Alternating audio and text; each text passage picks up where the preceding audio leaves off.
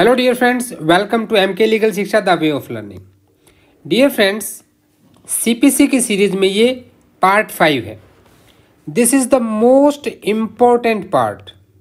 Most important part क्यों है? क्योंकि यहाँ से जो एमसीक्यू बनेंगे, यहाँ आप out of 15 around 3 to 4 question सिर्फ एग्जीक्यूशन पार्ट से रहते हैं। तो इसको बिल्कुल भी कहीं भी मिस ना करें। आपको अगर वीडियो लेंथी लग रहा है, बोर हो रहे हैं, तो प्लीज़ वीडियो को पॉज करें, दोबारा आके देख लें। But please don't miss anything. In the exam of Haryana judicial service it will be very much beneficial for you. Civil procedure code के क्विक रिवीजन के अब तक हमने टोटल 4 वीडियोज़ बनाए हैं और इन चारों वीडियो के लिंक डिस्क्रिप्शन में है, आप वहाँ जाकर देख सकते हैं। डियर लीगल एस्पिरेंट्स, आज जिस टॉपिक की हम बात करने जा रहे हैं, execution. Execution of decree. Decree कहाँ डिफाइन है ये हमने पढ़ा था, 2K2 में डिफाइन है। डीम्ड डिक्री किसे कहते हैं? Rejection of plaint and any question determined under section 144 CPC। Dear legal aspirants, आप डेफिनेशन वाला पार्ट कर लें।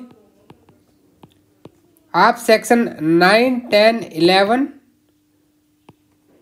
13, 14, 16, 21, 21A, 22 से 25 और 31 इतने से, और 34 and 35 A and B both, इतने सेक्शन अगर आपने कवर कर लिया तो इससे पहले के पोर्शन में आपको एमसीक्यू में कोई डाउट नहीं रहेगा। आज हम बात करने वाले हैं सेक्शन 36 से लेकर के सेक्शन 74 तक, और साथ में ऑर्डर 21 की बात करेंगे। अगर रूल की बात की जाए तो इसमें 106 रूल हैं। बहुत सबसे बड़ा ऑर्डर है ये, लेकिन सारे के सारे रूल हमें नहीं पढ़ने हैं। We will divide this execution of decree full topic in a very good format. और अगर आपने इस वीडियो को सुन लिया ना, तो यहाँ से आपको कोई डाउट नहीं रहेगा। अब इसका डिवीजन हम कैसे करेंगे? देखिए, section 36 to section 74 execution of decree की बात की गई है। Read with order 21। इसको डिवाइड कैसे करना है? सबसे पहली चीज़ देखिए क्या है। एक जनरल बात की गई है कहाँ पे? सेक्शन 36 एंड सेक्शन 37 में एक जनरल चीज़ है। इसमें 36 और 37। 36 कहता है कि जो ऑर्डर्स पे 37 से लेकर के 74 तक के जो प्रोविजंस हैं वो ऑर्डर्स के एग्जीक्यूशन पर भी लागू होंगे। बस इतनी सी बात है। सेक्शन 37 कहता है definition of court which pass the decree, जिस कोर्ट ने पास कर दी उसकी बात कह रहा है ये। Now next part comes that which court may execute the decree. Which court may execute the decree? ये चीज़ आपको पढ़नी है सेक्शन 38 से लेकर के 46 तक। एक पोर्शन ये टॉपिक, क्वेश्चन इन टॉपिक्स के बीच से ही पूछे। स्पेशली अगर मैं 46 की बात करूं तो यहाँ से जनरली क्वेश्चन मैक्सिमम टाइम रहता है जो प्रिसेप्ट की बात करता है। ठीक है, उसके बाद आ जाइए कि जो एग्जीक्यूटिंग कोर्ट है, जो एग्जीक्यूट कर रहा है, अब वो कोर्ट क्या क्वेश्चन डिटरमाइन कर सकता है? क्या वो डिक्री की वैलिडिटी के बारे में बात कर सकता है? क्या वो डिक्री के can go behind the decree? ये मेंस के लिए भी इंपॉर्टेंट है और प्री के लिए भी इंपॉर्टेंट है। सेक्शन 47 इंपॉर्टेंट सेक्शन में 46, 47 दोनों बहुत इंपॉर्टेंट है। 47 के साथ ही एक क्वेश्चन आता है वैलिडिटी ऑफ डिक्री का। उसके लिए केस नोट कर लीजिएगा।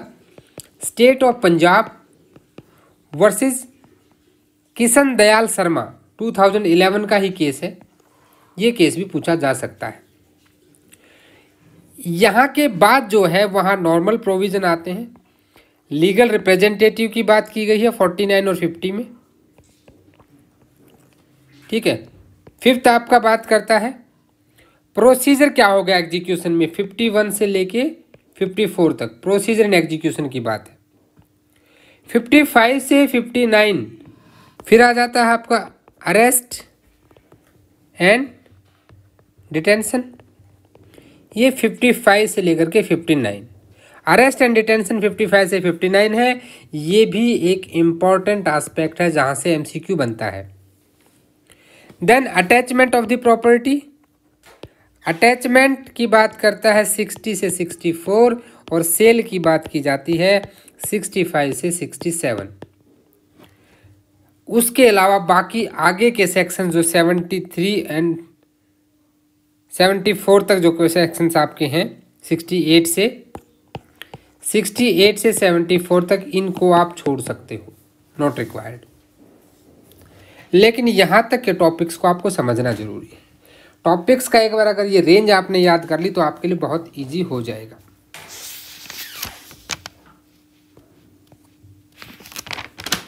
ये अगर एक बार रेंज याद कर ली तो आपके लिए इजी हो जाएगा। अभी हम बेर एक्ट पे चलते हैं और एक एक चीज़ को समझते हैं। एग्जीक्यूशन का डिस्ट्रीब्यूशन आपने देख लिया कि एग्जीक्यूशन का डिस्ट्रीब्यूशन कैसे होता है, ये आपके समझ में आ गया होगा। 36 एक जनरल बात कह रहा है कि इनका जो एप्लीकेबिलिटी होगी 37 से 74 तक के जो प्रोविज़न है वो ऑर्डर्स के एग्जीक्यूशन पर भी लागू होंगे। That's simple. 37 बताता है definition of court which passed decree. देखिए, court which passed decree shall in relation to execution of decree unless there is anything repugnant to the subject or context be deemed to include। यहाँ पे क्या है कि जो मान लीजिए court of first instance जो है वही आपका जो है कोर्ट पासिंग डिक्री समझा जाएगा।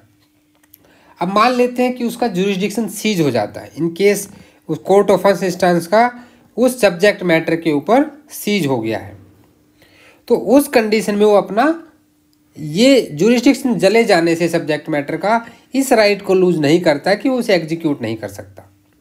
सबसे पहली चीज़ तो आपको ये ध्यान देनी है कि कोर्ट जिसके पास ना तो जिसने डिक्री पास की है और ना जिसके पास डिक्री एग्जीक्यूशन के लिए भेजी गई है, तो सुओ मोटो कोई भी कोर्ट ऐसे एग्जीक्यूट नहीं कर सकता। या तो जिस कोर्ट ने पास किए वो खुद उसे एग्जीक्यूट करेगा, या वो जहाँ पे भेजेगा एग्जीक्यूशन के लिए वो कोर्ट खुद से नहीं कर सकता। पहली कॉमन चीज़। दूसरा, ये जो एक्सप्लेनेशन यहाँ पे डाला गया था ये 1976 में डाला गया था, and this is most important. इस पे केस लो कई बार आपसे पूछा जाता है, तो एक केस नोट करें यहाँ पे, मेरला रमन्ना वर्सेस नालाप्पा राजू, AIR 1956 का ये केस है।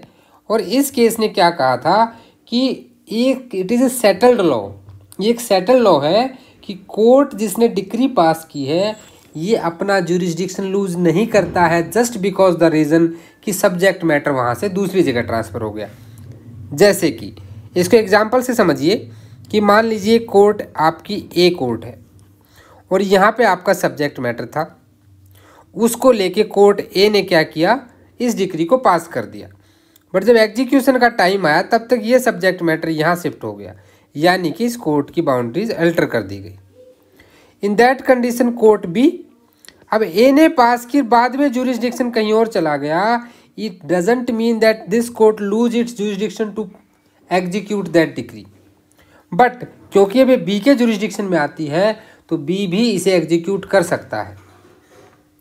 ठीक है, इस पे बड़ा डिस्प्यूट था दोनों का। कलकत्ता हाई कोर्ट और मद्रास हाई कोर्ट के दो केसेस हैं जिनमें काफ़ी डिस्प्यूट था, जो हमने जो हमारी एक्सप्लेन क्लास है वहाँ पे हमने डिटेल में डिस्कस किया है।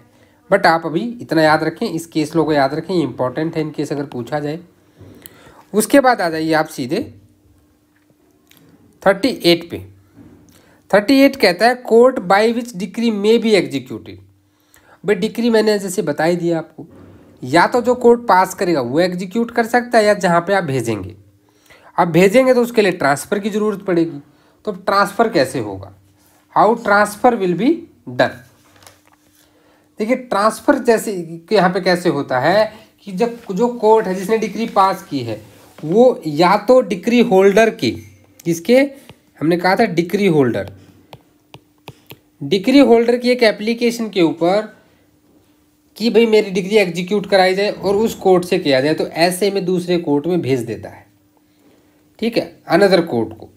लेकिन जजमेंट डेटर अगर किसी दूसरे कोर्ट के लोकल जुरिडिक्शन में रहता है, या फिर वो जजमेंट डेटर के पास कोई प्रॉपर्टी नहीं है जुरिडिक्शन ऑफ कोर्ट के जिसने डिग्री पास की है। पहली चीज़ तो एप्लीकेशन पे हो गया, फर्स्ट कंडीशन। अब एप्लीकेशन के अलावा क्या है, मान लीजिए उस व्यक्ति की वहाँ पे कोई प्रॉपर्टी नहीं है जिसने डिग्री पास की, वहाँ पे है क्लॉज बी में, और ए के तहत वो रहता है कहीं दूसरे उस जुरिडिक्शन में, या फिर डिग्री जो है ये डायरेक्शन देती है सेल या डिलीवरी ऑफ इमूवेबल प्रॉपर्टी की, जो उस कोर्ट की लोकल लिमिट से आउटसाइड कहीं पे सिचुएट करती है। और कोर्ट को अगर ऐसा लगता है कि भाई ये वहाँ से एग्जीक्यूट होनी चाहिए, यानी कि एप्लीकेशन पर भी भेज सकता है डिग्री होल्डर की, और सुओ मोटो भी, अगर ये कंडीशन सेटिस्फाई है तो भी वहाँ पे भेजा जा सकता है। अब court which pass the degree may of its own motion, यानी कि सुओ मोटो भी इसे एग्जीक्यूशन के लिए किसी सबॉर्डिनेट कोर्ट को जो कंपिटेंट जुरिडिक्शन है वहाँ पे भेज सकता है। या कंपिटेंट जुरिडिक्शन का क्या मतलब है, कंपिटेंट जुरिडिक्शन का मतलब है कि executing court at the time of application for execution उस सूट को ट्राई कर सकता हो, इतना उसका जुरिडिक्शन होना चाहिए, ठीक है। ये आपका सेक्शन 39 था। उसके बाद सेक्शन 40 पे आ जाइए। देखिए सेक्शन 39 में एक चीज़ और याद रखिएगा, एक केस यहाँ भी बता देता हूँ आपको 39 पे, इन केस अगर पूछ ले, मनमथा पाल चौधरी वर्सेस शारदा प्रसाद 1939 में कलकत्ता हाई कोर्ट का है। और यहाँ कहा गया था कि द प्रोविजन ऑफ सेक्शन 39 जो है वो परमिसिव है, वो मैंडेटरी नहीं है, कोर्ट का पूरा डिस्क्रिशन होता है, ठीक है, कि which court will be execute your degree. तो यहाँ पे पूरा डिस्क्रिशन होता है, ठीक है, इसको आपको ध्यान रखना है। ये कोई डिग्री होल्डर का वेस्टेड राइट नहीं है कि भाई मेरी डिग्री यहाँ से उस कोर्ट में ट्रांसफ़र कर दी जाए।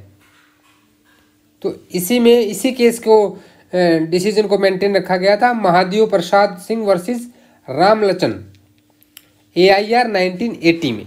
तो दोनों केसेस आपको याद रखना है। और स्लेम बार एसोसिएशन का तो काफ़ी इंपॉर्टेंट है ही यहाँ पे, उसके बारे में भी हम बात करेंगे। अब आते हैं सेक्शन 40।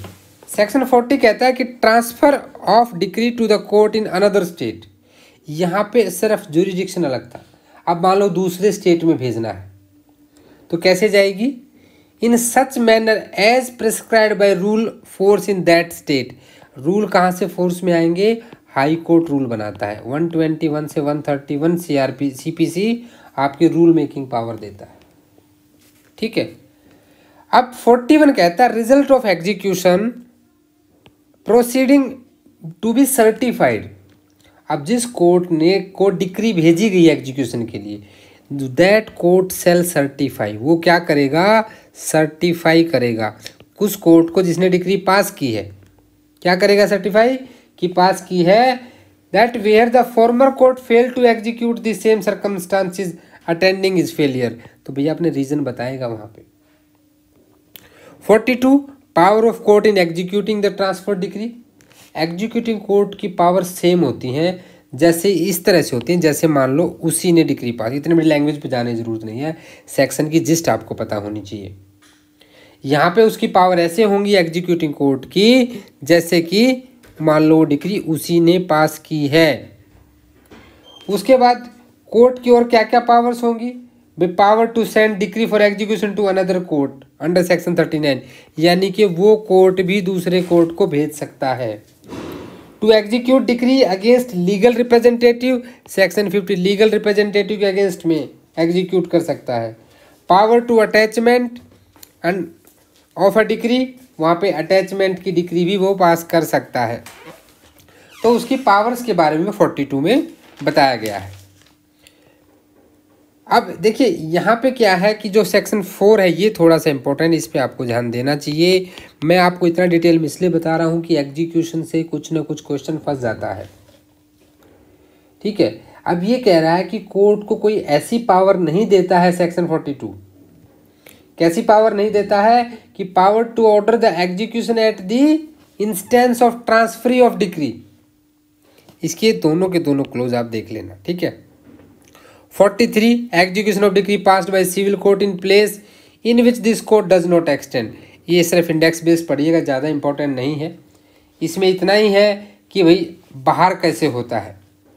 और स्पेशली अगर आपको बता दूं तो 43, 44 एंड 44A ये तीनों के तीनों सेक्शन जो हैं फॉरेन डिक्री को एग्जीक्यूट कराना होता है इंडिया में, उसके ऊपर बात करते हैं। 44A इंडेक्स बेस्ड बहुत मोस्ट इंपॉर्टेंट सेक्शन है जो रेसिप्रोकेटिंग टेरिटरीज की बात करता है। Indian court to which CPC does not apply. पहली चीज देखिए सेक्शन कहाँ कहाँ लागू होते हैं। पहले कहाँ पे होते हैं, ऐसे इंडियन कोर्ट में सेक्शन 43 क्या बात कह रहा है, आप इनके आगे नोट लिख लीजिए। इंडियन कोर्ट जिन पे CPC अप्लाई नहीं होता है, कोर्ट सिचुएट आउटसाइड इंडिया जो इंडिया की गवर्नमेंट ने स्टेब्लिश किए हैं उनके ऊपर होता है। सेक्शन 44 जो है ये स्पेशली रेवेन्यू कोर्ट्स पे होता है, तो इसको इंडेक्स बेस्ड याद रखिए, रेवेन्यू कोर्ट्स पे जिसपे CPC अप्लाई नहीं होती। क्यों नहीं होती, सेक्शन 5 ने कहा तो था। और 44A बताता है रेसिप्रोकेटिंग टेरिटरी। अब कौन सी रेसिप्रोकेटिंग टेरिटरी होंगी, ये सेंट्रल गवर्नमेंट डिसाइड करती है। Section 105 of CRPC chapter 7A 105A to L 105L। अब इसके लिए आपको ध्यान हो 166A और 166B भी हम पढ़ते हैं, लेटर ऑफ रिक्वेस्ट। CRPC की बता रहा हूँ मैं क्रिमिनल केसेस में, वैसे ही सिविल केसेस में होता है। तो रेसिप्रोकेटिंग टेरिटरी जो है वो बिल्कुल याद रखनी है आपको। यहाँ पे सुपीरियर कोर्ट जो होते हैं उनको दिया जाता है, ये यहाँ पे याद रखिएगा। और 43, 44, 44A के साथ में सेक्शन 13 और सेक्शन 14 को भी पढ़ना है। 13 कंडीशंस बताता है कि फॉरेन जजमेंट कब यहाँ पे कंक्लूसिव नहीं होगी, A से F तक कंडीशन बताई गई है। और 14 सर्टिफाइड कॉपी की बात करता है, यानी कि प्रिजम्पशन की बात करता है यहाँ पे, ठीक है। देखिए एक बार कोर्ट ने डिक्री पास कर दी और इसको ट्रांसफर कर दिया दूसरे कंपिटेंट कोर्ट को, तो इसका जो है यहाँ पे जुरिडिक्शन सीज हो जाता है और ये फिर डिक्री एग्जीक्यूट नहीं कर सकता। ये बात कही गई थी महाराजा ऑफ बबली वर्सेस नारायण पेड्डा श्रीनु के केस में, ठीक है। तो आपको 43, 44, 44 क्लियर हो गए होंगे। अब आ जाइए 45 पे, execution of decree outside India. अब मान लीजिए कहीं पे आपको दुबई में कोई एग्जीक्यूट करानी है डिक्री, ठीक है। अब कोई NRI वहाँ रहता है, उसके खिलाफ इंडियन कोर्ट ने डिक्री तो दे दी, लेकिन अब वहाँ क्या करेगी, तो Indian court can send the decree. 2020 में दुबई का एग्जाम्पल क्यों दिया, 2020 में हमने UAE के साथ ट्रीटी की है। ये थ्रू सेंट्रल गवर्नमेंट होते हैं, ठीक है। और सेंट्रल गवर्नमेंट जो है आउटसाइड इंडिया हम किस तरह से उनको भेजेंगे, इसका एक नोटिफिकेशन देती है टाइम टू टाइम, अंडरस्टूड। अब 46 is the most important, this is most important my dear friends, इससे क्वेश्चन बनता ही बनता है। अब प्रिसेप्ट क्या होता है, इसको हिंदी में आज्ञा पत्र कहते हैं। आज्ञा पत्र, आज्ञा पत्र क्या होता है कि मान लीजिए कोई कोर्ट है, यहाँ पे रोहतक की कोर्ट है और इस रोहतक वाली कोर्ट को दिल्ली के किसी में कोई प्रॉपर्टी है जजमेंट डेटर की, उसको अटैच कराना है, तो ये एक प्रिसेप्ट भेज सकती है यहाँ की कोर्ट को, ठीक है। कि ये या तो ये एप्लीकेशन में भेज सकती है या सुओ मोटो भेज सकती है कि इसकी प्रॉपर्टी को अटैच कर लो। और सबसे इंपॉर्टेंट है प्रिसेप्ट इंडेक्स बेस्ड भी पूछा जाता है, टाइम लिमिट भी पूछी जाती है कि कितने समय के लिए ये होता है। तो it can shall not continue more than 2 months, 60 days भी पूछ लेता है तो 2 months भी पूछ लेता है, ठीक है। ये आपको यहाँ पे जरूर ध्यान देना है। कैविएट 148A, कैविएट कहाँ से आ गया बीच में, क्योंकि वहाँ भी समय सीमा दी गई है, 90 days के लिए कैविएट का टाइम होता है। कितने टाइम के लिए होता है, 90 days के लिए कैविएट का समय होता है। देखिए समय सीमा के जो भी क्वेश्चंस आते हैं ना, जैसे हमने 7 days का चार्ट बनाया था, वैसे ही आपको इन सब का चार्ट भी बना लेना चाहिए। अब आ जाइए अगेन इंपॉर्टेंट 47 ये कहता है कि question to be determined by the executing court. देखिए जनरल रूल क्या कहता है कि कोर्ट जिसने डिक्री एग्जीक्यूट करनी है ना, it can not go behind the decree, यानी डिक्री की वैलिडिटी के बारे में वो बातें नहीं कर सकता वहाँ पे। लेकिन कुछ कंडीशन है जब एग्जीक्यूटिंग कोर्ट, इसको पढ़िए आप एक बार, इसको हम पहले पढ़ेंगे एक बार अच्छे से, थोड़ा इसको इरेज कर लेते हैं, इसको पढ़ना जरूरी है। All questions arising between the parties to the suit in which decree was passed और their representative and relating to execution, discharge, satisfaction of decree shall be determined by court executing the decree, not by a separate suit। कैसे questions को करेगा? जो relating है execution के, discharge के, satisfaction के, यही एक एमसीक्यू है। मैं बता रहा हूँ आपको, ये एक आपका यहाँ पे हरियाणा जुडिशरी में ये 4 नंबर है, 4 मार्क्स हैं। 4 मार्क्स क्योंकि वहाँ पे एक क्वेश्चन आपका 4 नंबर का आता है। लेकिन अगर बहुत डिफिकल्टी लेवल पढ़ाए एग्जामिनर तो कहाँ तक जा सकता है कि court can go behind the decree. कौन सा court? Executing court. Executing court decree को भी चेंज कर सकता है। कब कर सकता है? जब क्या केसेस, यहाँ पे टोटल 4 केसेस आते हैं। या तो जो आपकी डिक्री है वो क्या है? नलिटी है। Decree passed against a dead person, भाई जजमेंट डेटर के खिलाफ आपने कर दी, वो मर चुका है बेचारा। Decree passed by court without jurisdiction, पहले का जुरिस्डिक्शन ही नहीं था। डिक्री इज एम्बिगियस, एम्बिगियस होती है कि वो आपकी क्या है? डबल मीनिंग है। यही 4 कंडीशन है जब वो डिक्री के पीछे भी जा सकता है, अदरवाइज को उसको कोई मतलब नहीं है। जो डिक्री उसके पास आई है, the court will execute the same, it will not go behind the decree. ये आपका 47 कहता है। यहाँ से भी कई बार क्वेश्चन पूछा जाता है, खासकर जो मैंने आपको बताया है यहाँ से क्वेश्चन जरूर बनता है। मैं इसको फिर से हाईलाइट कर रहा हूँ, प्लीज़ इन वर्ड्स को याद रखें। अब आते हैं 48 पे। ये हो गया रिपील, तो कोई ज़रूरत नहीं है, कट गया। देखा, 49 और 50 को याद रखना है लीगल रिप्रेजेंटेटिव से। 49 कहता है कि transferee, every transfer of a decree shall hold the same subject to equities which the judgment debtor might have enforced against the original decree holder. Transferee क्या होता है कि मान लीजिए ट्रांसफरी ऑफ डिक्री, पहले किसी और के खिलाफ होना था, वो ट्रांसफर हो गया किसी और पे वो चीज़, तो उसका भी सेम ऑब्लिगेशंस रहेंगी। 50 लीगल रिप्रेजेंटेटिव की बात करता है, तो 2 के कहाँ पढ़ा था आपने legal representative? I will take 5 seconds gap, please think कि कहाँ पे आपने लीगल रिप्रेजेंटेटिव टर्म पढ़ी है। याद करने की कोशिश कीजिए कि आपने उसको कहाँ पढ़ा था। एक की जगह पे दूसरा है। देखिए, इसको याद करना बहुत आसान तरीका है कि पहले एक व्यक्ति था, वो चला गया, उसकी जगह दूसरा व्यक्ति खड़ा हुआ, वो भी उस एक की तरह ही काम करेगा। यानी कि 2 के 11 में लीगल रिप्रेजेंटेटिव की डेफिनेशन पढ़ी जाती है।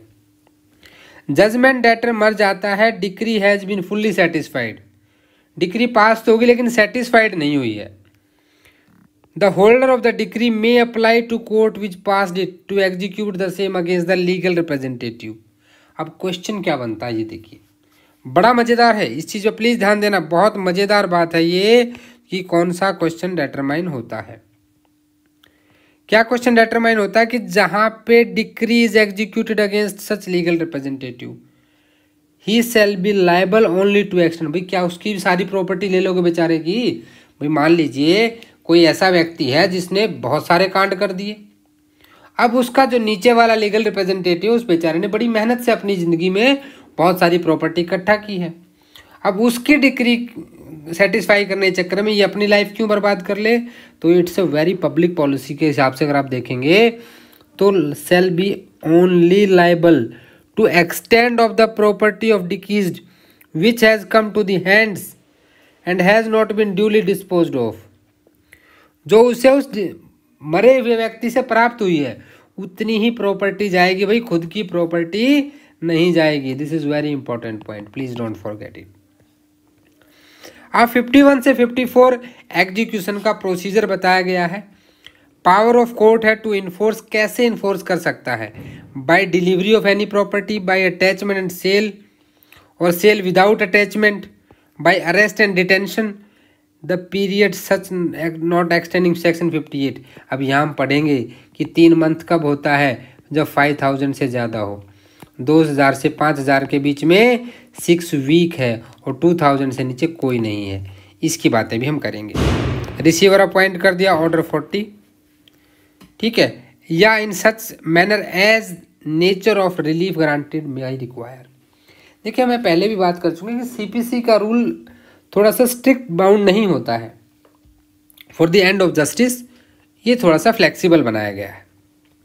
अब एक प्रोवाइजो यहाँ दे दिया गया है कि जहाँ decree payment of money execution by detention in prison shall not be order unless after giving the judgment debtor an opportunity to showing cause why he should not be committed in prison. भाई payment of money में उसको show cause दिया जाता है, ठीक है, और reason record किए जाते हैं।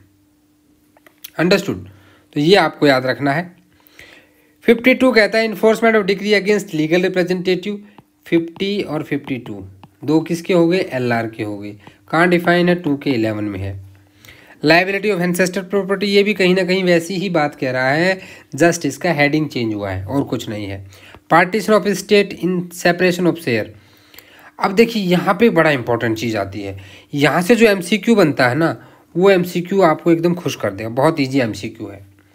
एक एमसीक्यू यहाँ से बनता है, पार्टीशन कहाँ पढ़ते हो आप? हमने क्या पढ़ा था, RPF is responsible for condition in railway. RPF CIR हमने पढ़ा था सेक्शन 16 में। ये पी क्या था हमारा, पार्टीशन था। वो ट्रिक याद है ना आपको? पी क्या था, पार्टीशन था। जब पार्टीशन करना है तो पार्टीशन कैसे होगा, it shall be made by the collector और any gazetted subordinate of the collector deputed by him in this behalf. ये आपको याद रखना है। जब किसी भी अनडिवाइडेड स्टेट का पार्टीशन होगा, सेपरेशन ऑफ शेयर होगा, तो that will be done by the collector. ये क्वेश्चन कई बार पूछा गया है, तो इस पे थोड़ा सा ध्यान दीजिएगा। अब 55 कह रहा है अरेस्ट एंड डिटेंशन की। अरेस्ट और डिटेंशन में 55 इंपॉर्टेंट है, लेकिन सबसे ज़्यादा इंपॉर्टेंट इसमें देखो 55 सिर्फ आपको ये बता रहा है कि किसी को कब अरेस्ट कर सकते हो। और यहाँ इंपॉर्टेंट है 3 प्रोवाइजो, 4 प्रोवाइजो, 4 टोटल 4 प्रोवाइजो हैं जो इंपॉर्टेंट है। अब ये प्रोवाइजो सुनिए पहले क्या बात है। भाई जजमेंट डेटर को अरेस्ट किया जा सकता है एग्जीक्यूशन ऑफ डिक्री में एट एनी टाइम, ठीक है, और उसे सिविल जेल में रखा जाएगा। ये हमने जनरल बात कह दी। अब प्रोवाइजो क्या है कि किसी भी ड्वेलिंग हाउस में सनराइज और सनसेट के बाद सिविल अरेस्ट करने के लिए कोई नहीं जाएगा, पहली चीज। दूसरी चीज क्या है कि कोई भी आउटर डोर ड्वेलिंग हाउस का shall be broken open unless, वो जब तक नहीं दया दरवाजा तोड़ेगा, जो हम सीआरपीसी में कहते थे कि दया ने दरवाजा तोड़ दिया, सेक्शन 47, दया तब तक दरवाजा नहीं तोड़ेगा जब तक कि ड्वेलिंग हाउस जजमेंट डेटर की ऑक्यूपेंसी में ना हो और वो रिफ्यूज कर रहा हो या वो बच के भागने की कोशिश कर रहा हो। लेकिन अगर उसको एसेस नहीं मिल रही, फ्री इनग्रेस नहीं मिल रही, तो ही में ब्रोकन, अगर उसे भागने का डर है तो। थर्ड है कि अगर वो घर किसी पर्दानशी महिला के अंडर में है, उस रूम में कोई ऐसी महिला रहती है who is avoiding to come in the between the public because of her customs, तो उसे भैया पूरा मौका देगा पुलिस वाला निकलने का कि मैडम आप बाहर आ जाओ, मुझे उसको अरेस्ट करना है। और फोर्थ जो है वो कहता है कि जहाँ पे डिक्री फॉर दी किसकी हो, पेमेंट ऑफ मनी हो, अगर जजमेंट डेटर वहाँ पे वो अमाउंट ऑफ डिक्री और कॉस्ट ऑफ अरेस्ट, दो चीज़ें, amount of decree and cost of the arrest, वो जो अफसर पुलिस वाला पकड़ने आया उसको दे देगा तो उस टाइम छोड़ दिया जाएगा। तो कॉस्ट ऑफ अरेस्ट साथ में याद रखना है, ये भी लाइन भी बड़ी इंपॉर्टेंट है, ठीक है। सब सेक्शन 2, 3, 4 भी इसके इंपॉर्टेंट है, उनको भी पढ़ लीजिएगा, ठीक है, उन पे हम ज़्यादा समय नहीं देंगे। 56 बड़ा इंपॉर्टेंट है, it must be read with section 132। भाई किसी महिला को अरेस्ट नहीं किया जा सकता जब तक कि कोर्ट सिविल जेल में for the execution of decree of payment of money. 56 महिलाओं को देता है ये एक तरह से प्रोटेक्शन कि वो अरेस्ट नहीं हो सकती, सिर्फ decree of payment of money में, ये भी याद देना है।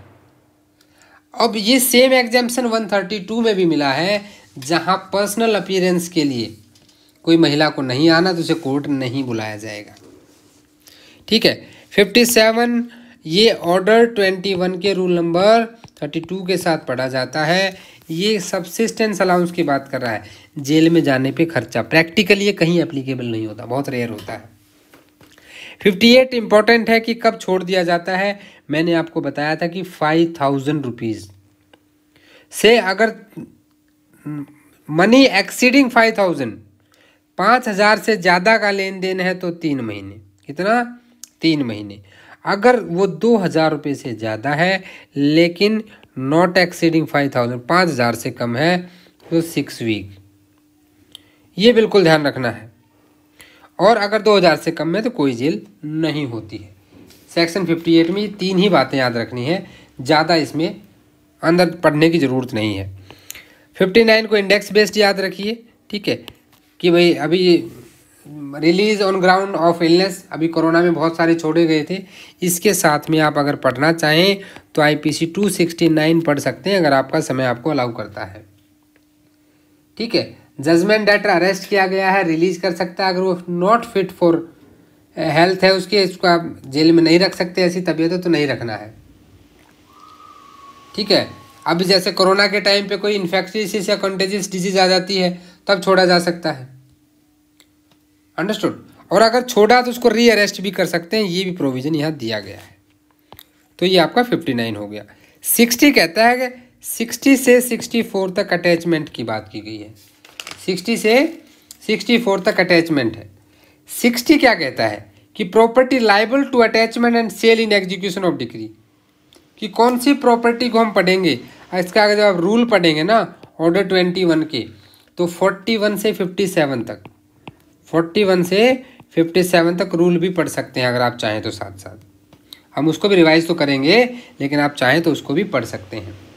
देखिए, the code enumerates properties which are liable to be attached and sold in execution of decree.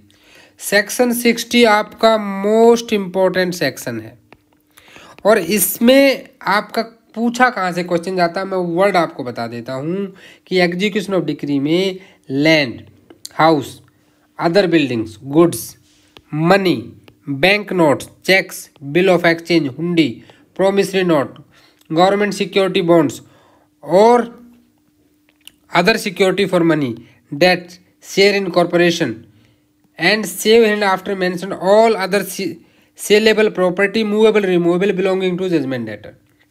जितने मैंने ये बताए इनको याद रखिए। जो क्वेश्चन पूछेगा वो आपको हुंडीज, एक्सचेंज और यहीं पे एक और चीज़ दे देगा, एक्शनेबल क्लेम, इस तरह से देगा। तो आपको बस यहाँ पे एक चीज़ ध्यान देनी है। दूसरा यहाँ क्या इंपॉर्टेंट है, देखिए सब सेक्शन 1 ने तो आपको बताया कि क्या अटैच कर सकते हो। अब इसका प्रोवाइजो ज़्यादा इंपॉर्टेंट है। ये प्रोवाइजो बताता है क्या एग्जेम्प्ट नहीं कर, क्या अटैच नहीं कर सकते।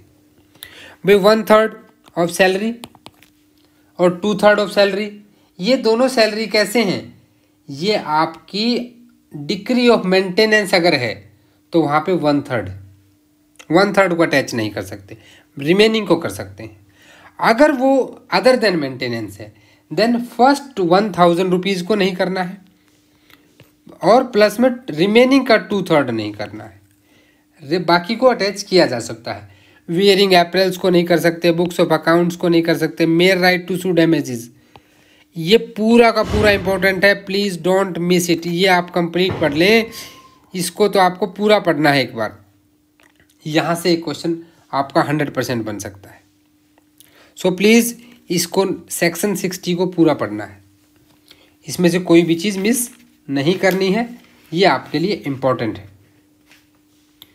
अब आ जाते हैं 61 कहता है कि partial exemption of agriculture produce, index base पढ़ लीजिए।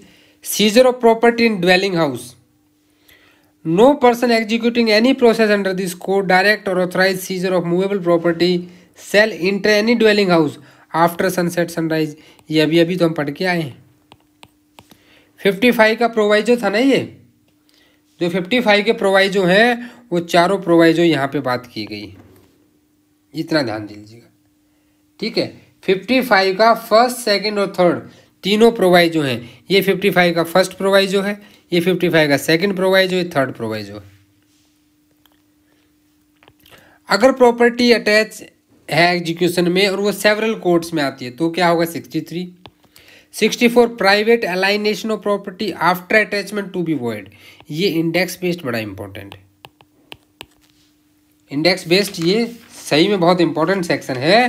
देखिए 64 क्या कहता है, जब प्रॉपर्टी अटैच की जाती है एग्जीक्यूशन ऑफ डिक्री की, तो कोई भी प्राइवेट ट्रांसफर या डिलीवरी प्रॉपर्टी का वॉइड है, यानी कि आपकी प्रॉपर्टी अटैच होगी, एक ही प्रॉपर्टी अटैच होगी उसने, लेकिन अटैच होने के बावजूद उस प्रॉपर्टी को ट्रांसफर कर दिया, बेच दिया, दैट इज वॉइड। क्या हो जाएगा वो वॉइड। भाई ऑलरेडी अटैच थी, आप उसे नहीं सेल कर सकते, अटैचमेंट हो सकती। लेकिन यदि यह ट्रांसफर किसी कॉन्ट्रैक्ट के अंडर आता है जो अटैचमेंट से पहले रजिस्टर्ड कॉन्ट्रैक्ट है, तो वहां पे सब सेक्शन 1 अप्लाई नहीं होगा। ये सब सेक्शन 2 कह रहा है आपका। अंडरस्टूड।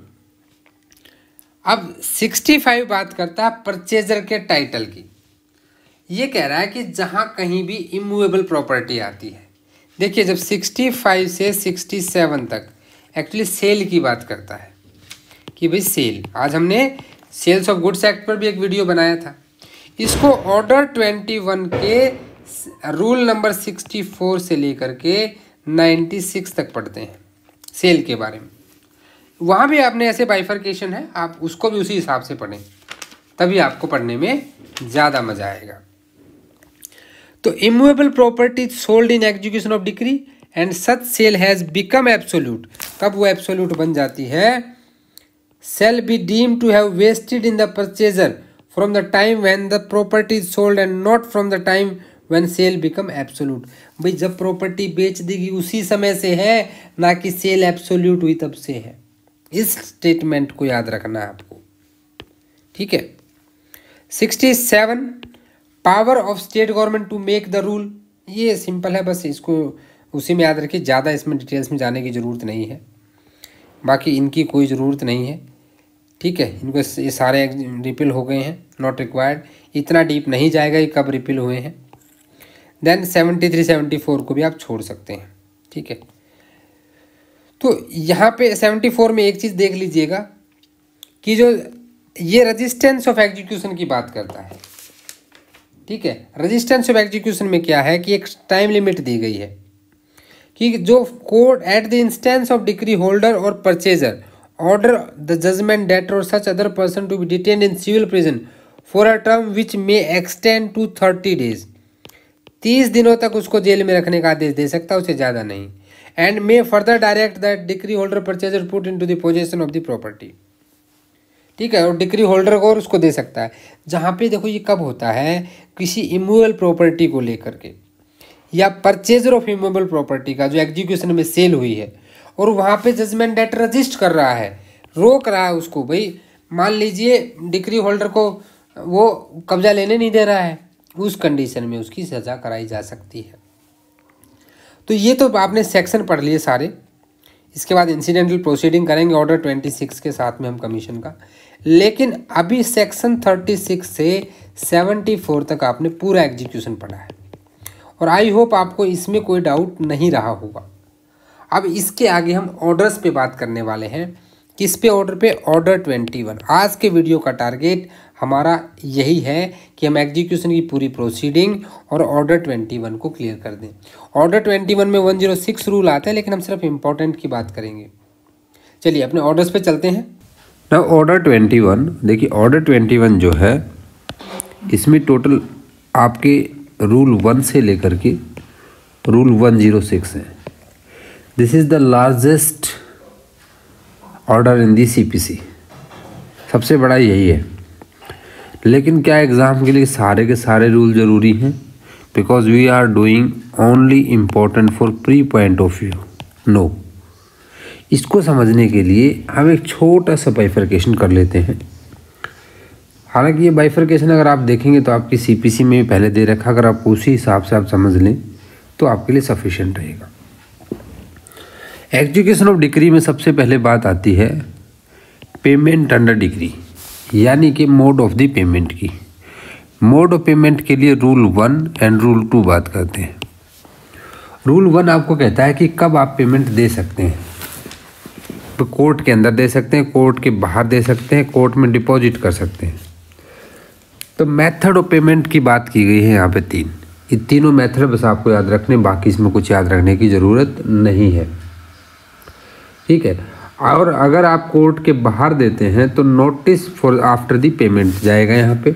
मान लीजिए आपने कोर्ट में डिपॉजिट करा दी तब, और यहाँ पे जो है आपका मेन इंपॉर्टेंट चीज़ क्या हो जाती है कि जो आप जो पेमेंट करेंगे ना उसके ऊपर आपके पर्टिकुलर्स होने चाहिए। बस यहाँ पे ये मेथड की बात कर रहा है सबसेक्शन 1। सबसेक्शन 2 आपको कह रहा है नोटिस आफ्टर पेमेंट, और ये पर्टिकुलर्स की बात कर रहा है। पर्टिकुलर्स किस केस के, किस केस में, किस डिग्री में, किस केस सूट नंबर में, सारी चीज़ें भी कोर्ट कैसे आइडेंटिफाई करेगा, ये सारी की सारी चीज़ें। अब इंटरेस्ट कब से सीज होगा, ये बात सबसेक्शन 4 ने कह दी कि from the date of notice, जिस दिन डेट ऑफ नोटिस है। तो क्वेश्चन जो बनता है वो यहाँ पे कब से होता है, तो date of service of notice से जो इंटरेस्ट है वो सीज हो जाता है। इंटरेस्ट की जब बात आई गई है तो इंटरेस्ट अंडर सेक्शन 34 6% कॉमर्शियल है, तो जो नेशनलाइज्ड बैंक है उनके द्वारा जो लगाता है, ये भी याद रखना है। अभी आपका 5 कहता है कि जब डायरेक्ट पेमेंट की है, ठीक है, तो तब क्या होगा, तो it shall cease to run from the date of such payment. अगर डायरेक्ट पेमेंट की है तो पेमेंट यदि तो बात ही खत्म होगी, फिर क्या बच गया वहाँ पर।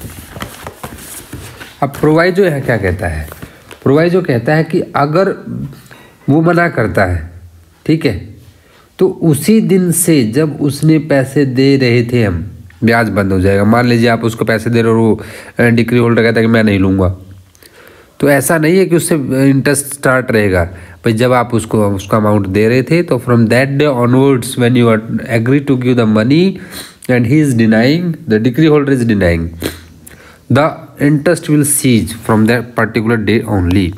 अब आ जाइए सब रूल 2 के ऊपर, payment out of court to decree holder. When payment is done outside the court, तो यहाँ पे आउटसाइड करने के बाद देखिए सब रूल 1 आपका ये कह रहा है कि डिक्री होल्डर को अगर चाहे वो पार्टली पेमेंट की गई हो, इन पार्ट या full, he will inform the court about the payment. Court को वो बताएगा कि जी पेमेंट मुझे मिल गई है। लेकिन सब रूल 2 में क्या है कि जो इन्फॉर्मेशन देगा वो जजमेंट डेटर देगा। कौन देगा, जजमेंट डेटर। पहले में कौन दे रहा था, डिक्री होल्डर दे रहा था, ठीक है, और सेकंड में जजमेंट डेटर दे रहा है, ये आपको याद रखना है। तीसरी चीज़ है कि भाई इसका प्रूफ होना चाहिए। 2A एक इंसर्ट किया गया था यहाँ पे, और ये 1976 में इंसर्ट हुआ था। इसमें कहा था कि जो भी पेमेंट आप दे रहे हो, ठीक है, उसके लिए कोई ना कोई आपके पास प्रूफ होना बहुत ज़रूरी है, अदरवाइज बात नहीं बन पाएगी, ठीक है। और जो पेमेंट सर्टिफाइड नहीं है, एग्जीक्यूटिंग कोर्ट उसे नहीं मानेगा, तो सर्टिफाइंग पेमेंट होनी चाहिए। अब आते हैं कोर्ट्स एग्जीक्यूटिंग द डिक्री। जब आपकी ज़मीन एक से ज़्यादा कोर्ट में होती है, ठीक है, within the local limit of the jurisdiction of 2 और more courts, any one of such court में attach and sell the entire estate. अब मान लीजिए कोर्ट ए है, ये कोर्ट बी है। अब प्रॉपर्टी जो है वो इतने हिस्से में आती है, यानी ए के भी दायरे में आती है और बी के में भी आती है। तो ये कोर्ट जो है इस दूसरे जुडिक्शन में जो आती है उसको भी बेच सकता है। सिर्फ ये इतनी बात यहाँ पे कह रहा है। इसके बाद आ जाइए आप, transfer to small close court जरूर नहीं है। मोड ऑफ ट्रांसफर यहाँ से क्वेश्चन नहीं बनता है। क्वेश्चन कहाँ से कहाँ बनेगा आपका, 22 से 25 सेक्शन ऑफ CPC, जहाँ पे ट्रांसफर ऑफ सूट की बात कही गई है। 24 डिस्ट्रिक्ट कोर्ट और हाई कोर्ट, 25 सुप्रीम कोर्ट, ये आपको वहाँ पे ध्यान देना जरूरी है, ठीक है। उसके बाद आ जाइए आप सीधा सा रूल नंबर 6 के ऊपर। रूल नंबर 6 आपका थोड़ा सा पहले पूछा जा चुका है, वो भी स्पेशली अगर हम बात करें तो हरियाणा जुडिशरी में ही पूछा जा चुका है। Procedure where court desire that its own decree shall be executed by other court, ठीक है। ये क्वेश्चन क्यों ज़्यादा इंपॉर्टेंट आता है कि यहाँ पे आपसे क्या पूछेगा। देखिए MCQ समझिए क्या बनेगा। MCQ बनेगा कि जो कोर्ट को अगर एग्जीक्यूट कराना है तो ये दूसरे कोर्ट में क्या भेजेगा, आप मेरे वर्ड्स को ध्यान से सुनिए, दूसरे कोर्ट में क्या भेजेगा, तो ये कि कॉपी ऑफ डिक्री भेजेगा, उसका तो एक सर्टिफिकेट भेजेगा that satisfaction of decree has not been obtained by execution within the jurisdiction of the court. ठीक है, एक नॉन सेटिस्फैक्शन का सर्टिफिकेट और डिक्री दोनों जाएंगी। और copy of any order for execution of decree if no such order has been made a certificate to that effect. तो ये सारी की सारी चीज़ें जाती हैं, इस पे आप थोड़ा सा ज़रूर ध्यान दें। इसके बाद आपको ज़्यादा बीच में ध्यान देने की ज़रूरत नहीं है, आप सीधे सीधे आ सकते हैं रूल नंबर 10 के ऊपर। रूल नंबर 10 क्या कहता है कि एप्लीकेशन कौन दे सकता है एग्जीक्यूशन के लिए। देखिए, जहाँ पे डिक्री होल्डर की डिज़ायर है कि वो एग्जीक्यूट कराए डिक्री को, तो he shall apply to the court which pass the decree. Rule number 10 is important because ये एप्लीकेशन फॉर द एग्जीक्यूशन की बात कह रहा है कि कौन अप्लाई कर सकता है। डिक्री होल्डर कर सकता है, ठीक है, the holder of decree desire to execute it, he shall apply. अब इसके अलावा देखिए कौन कौन कर सकता है। आपने कहा कि डिक्री होल्डर है DH, देन उसका जो लीगल रिप्रेजेंटेटिव है या फिर रिप्रेजेंटेटिव कैरेक्टर में अगर कोई आया है, ऑर्डर 1 रूल 8 वो भी कर सकता है। Any person claiming under this decree holder वो कर सकता है। उसके अलावा आपका ट्रांसफरी कर सकता है, किसी का स्पेशल इंटरेस्ट है वो कर सकता है। अब मान लीजिए कहीं पे एक या एक से ज़्यादा ज्वाइंट डिक्री होल्डर है, ठीक है, तो उस टाइम पे कौन कर सकता है, उनमें से कोई भी कर सकता है। तो decree should not have imposed any condition to the contrary. कुछ कंडीशंस हैं जिनके बेसिस पे वो नहीं करना चाहिए। और जो एप्लीकेशन है that must have been for the benefit of all joint decree holders, जब ये ज्वाइंट डिक्री होल्डर की बात कहता है तब, ठीक है, इतना आपको ध्यान देना है। सेक्शन 10 में इससे ज़्यादा पढ़ने की ज़रूरत, रूल 10 में सॉरी, इससे ज़्यादा पढ़ने की ज़रूरत आपको नहीं है। उसके बाद आप आ जाइए सीधे 11 कहता है कि ओरल एप्लीकेशन या रिटर्न एप्लीकेशन। भाई ओरल देंगे या रिटर्न देंगे, इंडेक्स बेस पढ़ लीजिए, इतना ही बहुत है। रिटर्न में इतना याद रखिए क्या क्या पर्टिकुलर प्रोवाइड कराते हैं, ये पर्टिकुलर से एक बार देख लीजिएगा। उसके बाद 11A कहता है, देखिए 1976 में इंसर्ट किया गया था, पहली चीज़ तो है ये। दूसरा है कि जब भी application is made for arrest and detention of judgment debtor, तो इस एप्लीकेशन के साथ में एक एफिडेविट लगाना होगा जो ग्राउंड ऑफ अरेस्ट बताता है। और अगर वो ग्राउंड ऑफ अरेस्ट सही नहीं होंगे तो you have to go under section 95 और आपके ऊपर 50,000 रुपये तक का जुर्माना लगाया जा सकता है। ठीक है, तो 11A must be read with the section 95A। Section 12 जो है, अब जो अटैचमेंट ऑफ मूवेबल प्रॉपर्टी जो कि जजमेंट डेटर के पोजेशन में नहीं है उसकी बात कह रहा है। Rule 13 attachment of immovable property to certain particulars. ठीक है, इसके बाद जो इम्पोर्टेंट आ जाता है वो आप सीधे से आ सकते हैं। देखिए रूल नंबर 14 जो है, 14 थोड़ा सा इम्पोर्टेंट है। Power to require certified extract from collector register in certain cases. ये कब होता है? For the land which is registered in the office of collector and it need to produce the certificate extract from such register of such office. कहीं ना कहीं देखिए एक public document आ जाता है यहाँ पे, जिसे सेकेंडरी डॉक्यूमेंट के तौर पे आप सर्टिफाइड कॉपी में एविडेंस में दे सकते हैं। इंडियन एविडेंस एक्ट में आपने पढ़ा था कि सेक्शन 75 जो है वो आपका 74 सॉरी क्या है, पब्लिक डॉक्यूमेंट की बात करता है, 75 प्राइवेट डॉक्यूमेंट है। अंडरस्टूड। अब यहाँ पे एक चीज़ ये आ जाती है कि जो रूल 11A, 12, 13, 14 ये सब क्या है, ये सारे एक साथ पढ़े जाने चाहिए आपको। अगर जब आप कॉन्सेप्चुअल तैयारी करेंगे, अभी तो आप प्री की कर रहे हैं, तो आप मैं बता देता हूँ आपको 14 और इसके साथ साथ 45 का सब रूल 1, ये सारे रूल हैं किसके, ऑर्डर 21 के। और इनको एक साथ पढ़ेंगे तो आपको चीज़ें ज़्यादा अच्छे से समझ में आएंगी। अंडरस्टूड। अब आता है रूल नंबर 17 ये कह रहा है कि जहाँ पे एप्लीकेशन सेटिस्फाइड हो गई है कि एग्जीक्यूशन एप्लीकेशन ऑर्डर 21 रूल 11 के 14 जो हमने अभी पढ़ा उसके हिसाब से है, तो प्रोसेस क्या होगी कि एप्लीकेशन ऑफ एग्जीक्यूशन की, यही आपको 17 बताता है। एडमिशन की बात कह रहा हूँ यहाँ पे, ठीक है। इसमें देखिए जब भी एप्लीकेशन रिसीव करता है एग्जीक्यूशन ऑफ डिक्री की, तो कोर्ट जो है वहाँ पे एडमिट करेगा उसको और रजिस्टर करेगा एप्लीकेशन को। और कोर्ट अगर सेटिस्फाई हो जाता है कि एग्जीक्यूशन है जो एप्लीकेशन का, ये रूल 11 टू रूल 14 की कंडीशन से कंप्लाई कर रहा है, और जहाँ पे एप्लीकेशन कंप्लाई नहीं करती है इन रिक्वायरमेंट से, then court shall allow the defect to be removed within time fixed by it. उतने समय में आपको करना होगा।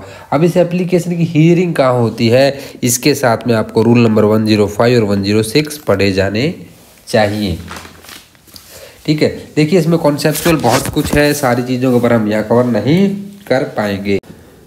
नाउ रूल 18 आपको क्या कह रहा है कि execution in case of cross decrease में जब एग्जीक्यूशन होता है, देखिए cross decree in separate suit, मान लीजिए ए और बी के खिलाफ कोई मुकदमा चल रहा था दोनों में।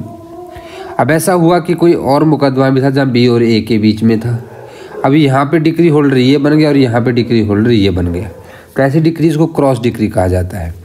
अगर दोनों डिक्री सेपरेट सूट में है, ठीक है, तो वहाँ पे क्या है, अगर दोनों का अमाउंट सेम है तो सेटिस्फैक्शन हो जाएगा भाई, लॉजिकली चीज़ है। अगर जिसका ज़्यादा है तो कम वाले का अमाउंट उसमें से कम कर दिया जाएगा और जो बचेगा वो एग्जीक्यूट कर दिया जाएगा। अमाउंट दोनों डिक्री में डेफिनेट होना चाहिए, ठीक है, और दोनों सूट में पार्टी भी सेम होनी चाहिए। यही आपका 18 की यही 4 कंडीशन है चारों सब रूल में। इलुस्ट्रेशन एक बार देख सकते हैं आप, देख लेंगे तो ठीक है, यहाँ से ऑनलाइन क्वेश्चन बहुत कम बनता है।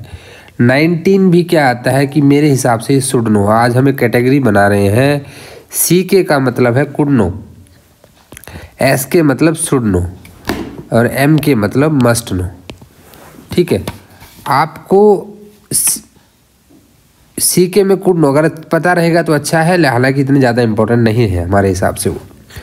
तो ये 19 इंडेक्स बेस्ड याद रखें कि cross claims under the same degree, एक ही डिग्री में क्रॉस क्लेम, ठीक है।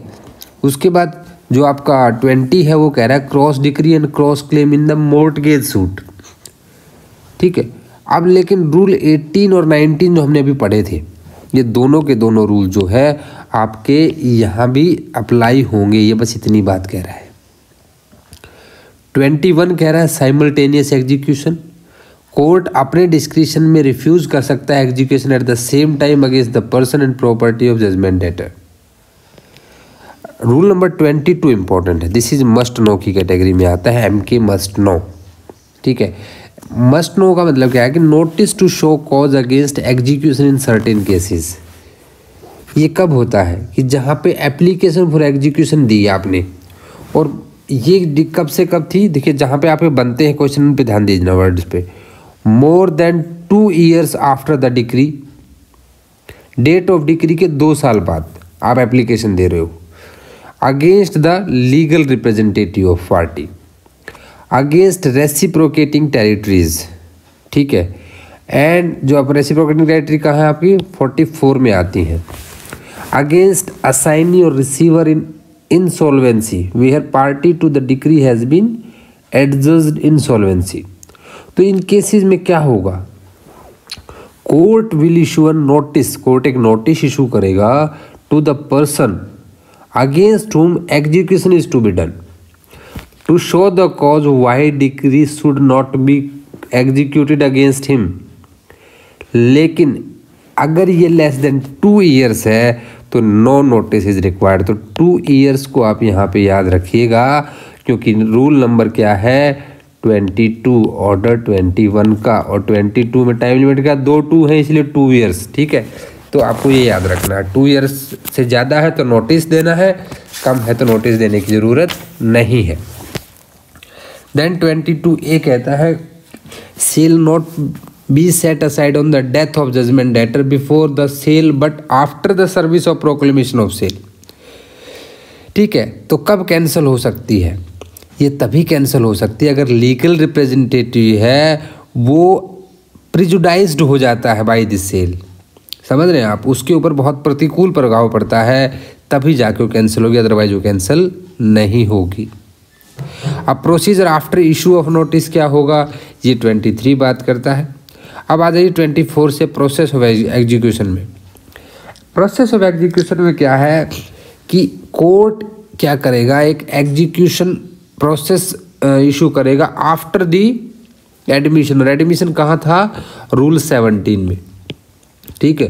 रूल 17 में एडमिशन के बाद जब यानी एडमिट जब कर ली, ये एडमिशन वो नहीं जो पार्टीज करती है, कोर्ट ने एडमिट कर लिया है। एंड वो प्रोसेस क्या करेगी, जैसे आप डिक्री पे क्या कर रहे थे कि डेट होनी चाहिए जजमेंट की ना, ऐसे ही the process shall bear the date और day on which it is issued signed by जज और any officer appointed by him and seal with the court of seal. ये आपका इंपॉर्टेंट है, ठीक है, इसको ध्यान देना है। और इसमें ये भी है कि इसमें समय भी बताना है कि कब तक ये एग्जीक्यूट की जाएगी। 25 वेरी सिंपल इंडोर्समेंट की बात करता है, प्रोसेस पे क्या क्या इंडोर्समेंट होगी, ठीक है। तो ये आपको बस इंडेक्स बेस्ड पता होना चाहिए, इतना ही बहुत है। देन नेक्स्ट आ जाइए आप, स्टे ऑफ द एग्जीक्यूशन। जब कोर्ट कब स्टे लगा सकता है एग्जीक्यूशन में, 26, एक बार इसको देख लेंगे। देन आप सीधे मोड पे आ जाइए, decree for payment of money, इसको पढ़ना है, रीड विद सेक्शन 56 की। मनी की डिक्री में महिला को अरेस्ट नहीं किया जा सकता, तुरंत दिमाग वहाँ लेके चला जाना है। तो वहाँ पे हमें से कुछ ना कुछ बेनिफिट मिलता है, हमें चीज़ें याद होती हैं। तो इसमें क्या है कि मोड ऑफ एग्जीक्यूशन में decree for specific movable property है तो क्या होगा, कॉन्जुगल राइट। ये दिस इज मोस्ट इंपॉर्टेंट, इसको हिंदू मैरिज एक्ट के साथ पढ़ना है आपको, वहाँ से भी क्वेश्चन बनता है। ऑर्डर 21, वहाँ पे सेक्शन 9 है ना, रेस्टिट्यूशन ऑफ कॉन्जुगल राइट्स का रूल नंबर 32 जो है वो रेस्टिट्यूशन फॉर कॉन्जुगल राइट्स है। और इसमें क्वेश्चन बनता है कि कितनी सजा आप उसको दे सकते हो, ठीक है। इसको तो उसको भी सजा नहीं देनी है यहाँ पे, नॉट मोर देन 30 डेज, कितना 30 डेज का है। Where party against whom a decree for specific performance of a contract or restitution of conjugal rights for an injunction has been passed, he had been opportunity to obeying the decree and he willfully failed to obey it। जब वो नहीं करता है तो उस time पे क्या किया जा सकता है, डिटेंशन की जा सकती है सिविल प्रिजन में, ठीक है। और बाई अटैचमेंट ऑफ प्रॉपर्टी दोनों तरह से कर सकते हैं, लेकिन जो यहाँ पे अटैचमेंट रहेगी that remain in force for 6 months, ठीक है। तो ये आपको यहाँ पे ध्यान देना पड़ेगा, इसको आप जरूर देख लें। देन रूल नंबर 33, डिस्क्रिशन है कोर्ट का executing the decree for restitution of conjugal rights, ठीक है, हस्बैंड के अगेंस्ट में। आफ्टर दिस आप सीधे से आ जाइए अरेस्ट एंड डिटेंशन पे 37 से 40 पे, 37 से 40। Discretionary power to permit judgment debtor to show cause against detention in prison, warrant of for arrest to direct judgment debtor to be brought up. और सब्सिस्टेंस अलाउंस, सब्सिस्टेंस अलाउंस कई बार पूछा जाता है, ठीक है, इसको आप वहाँ भी पढ़ते हैं। तो सेक्शंस जो है 55 से 59 तक है और इनको पढ़ना आपको रूल 37 से 40 के साथ, ठीक है। तो यहाँ पे proceeding on appearance of judgment debt in obedience of notice और आफ्टर द अरेस्ट, ये सब इंडेक्स बेस्ड ही देख लीजिएगा। अटैचमेंट से कई बार क्वेश्चन पूछ लिया गया है, पहले भी अटैचमेंट से क्वेश्चन आया है। रूल 41 से लेकर के आपकी 63 तक अटैचमेंट की बात की गई है। देखिए जहाँ पे decree for payment of money है तो डिक्री होल्डर जो है कोर्ट में अप्लाई कर, ध्यान दीजिए decree for payment of money की बात कर रहा है।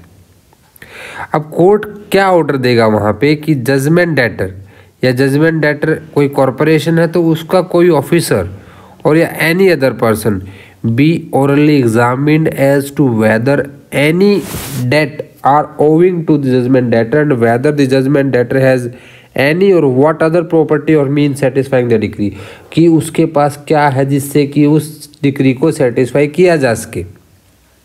यहाँ कोर्ट पहले ये जस्टिफाई करेगा। फिर attachment in case of decree for rent और mesne profit. Mesne profit is again most important term, ये हम कहाँ पढ़ते हैं 2K 12 में पढ़ते हैं। ठीक है, आपका 2 के 11 में कौन है? लीगल रिप्रेजेंटेटिव है। 2 के 12 में आपका मैसने प्रॉफिट है। और other matter amount to which be subsequently determined. देखिए जहाँ पे डिक्री डायरेक्ट करती है कोई इंक्वायरी कि रेंट या मैसने प्रॉफिट क्या है, ये पार्टली प्रिलिमिनरी और पार्टली फाइनल डिक्री में आते हैं। और यहाँ इसके लिए कोर्ट एक इंक्वायरी कंडक्ट कराता है by appointing a commission under order number 26, और इस कमीशन के थ्रू इसको डिसाइड किया जाता है। ठीक है, attachment of movable property other than agriculture produced, section 60 आपको याद है। ठीक है, उसके साथ हम इसको पढ़ना है। Custody of movable property 43A, ये भी 1976 के अमेंडमेंट में डाला गया था। Then you directly come to the rule number 64। Sale की बात कर लेते हैं। सेल से क्वेश्चन कई बार रहते हैं। देखिए सेल 3 चीज़ों में आती है। एक होती है, आप जब इसको सेक्शन में पढ़ेंगे तो सेक्शन 60 से स्टार्ट होके 64 तक ये जाती है।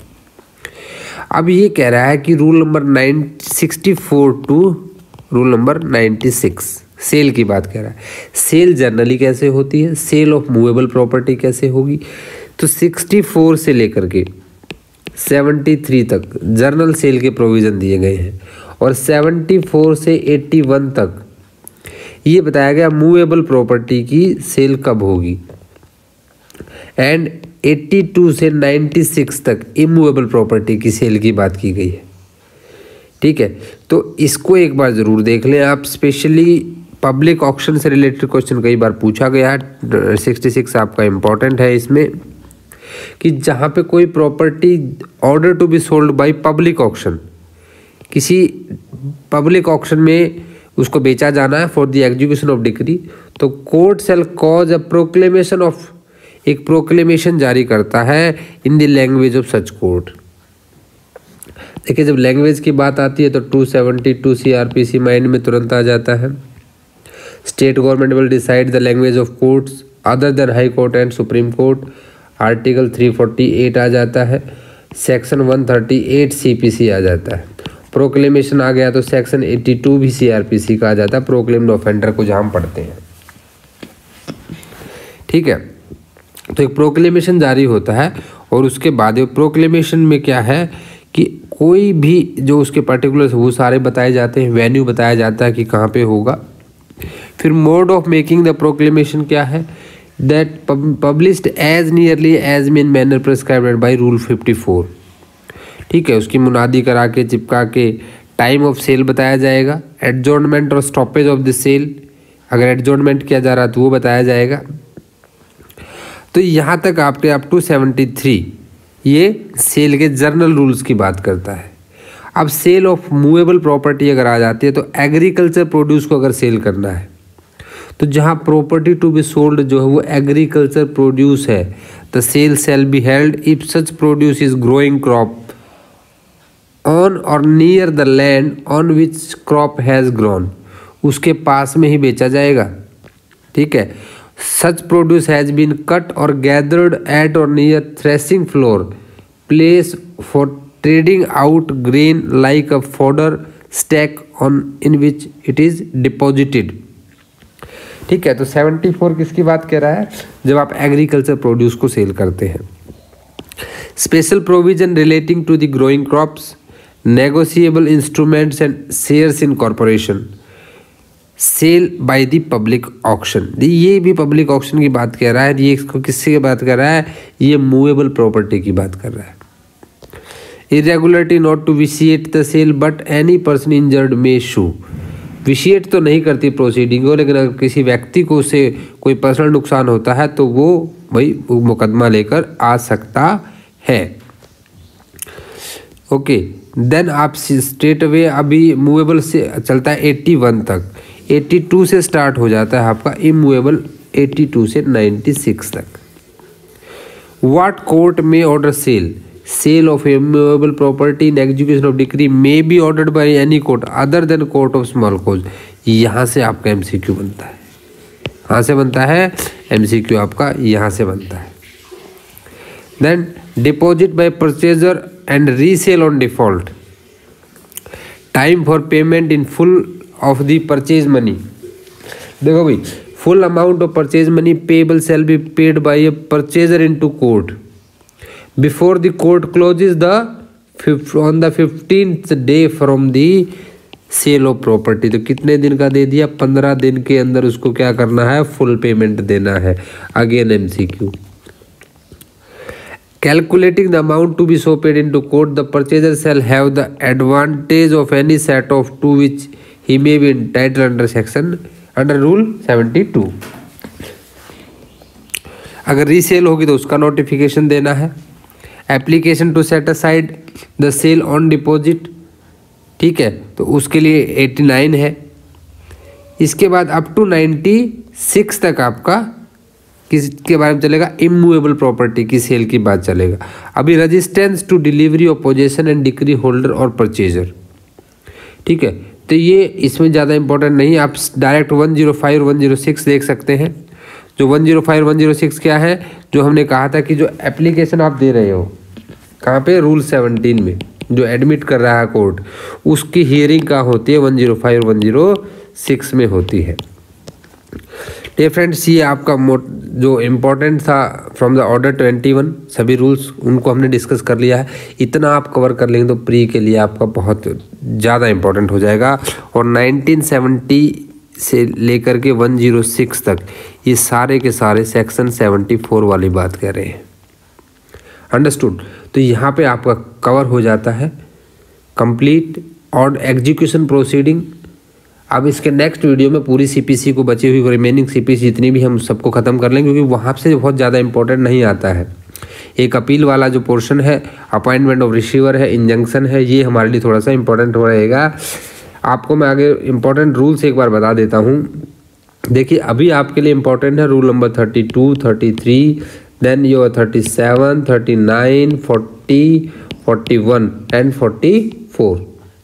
ये रूल्स हैं, ऑर्डर्स हैं आगे के, जो ज़्यादा इंपॉर्टेंट हमें रहेंगे, हमें कवर करने हैं। और सेक्शन तो हम सारे कवर करेंगे ही। So thanks for watching this video my dear friends. अगर आपको वीडियो सही में अच्छा लगा है तो लाइक कर दें, चैनल को सब्सक्राइब भी कर लें। आप अलग अलग सोशल मीडिया प्लेटफॉर्म पे हमसे कनेक्ट हो सकते हैं, सबके लिंक डिस्क्रिप्शन में दे रखे हैं। अगर लाइक कर दिया तो अपने दोस्तों के साथ भी शेयर करें, जिससे कि उन्हें भी इसका बेनिफिट मिले।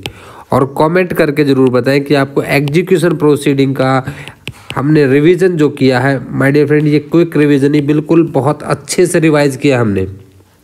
आई होप आपके एग्ज़ाम के लिए अब बहुत हेल्पफुल रहेगा। अगर आपको सच में ये हेल्पफुल लग रहा है तो कमेंट ज़रूर करें। आपकी कमेंट्स एक मोटिवेशनल फैक्टर रहती है। और अपने दोस्तों को भी चैनल शेयर करें, जिससे कि हमारी फैमिली जो है वो और ज़्यादा बड़ी हो सके। मिलते हैं नेक्स्ट वीडियो में CPC के अच्छे वीडियोज़ के साथ। तब तक के लिए जय हिंद, जय भारत।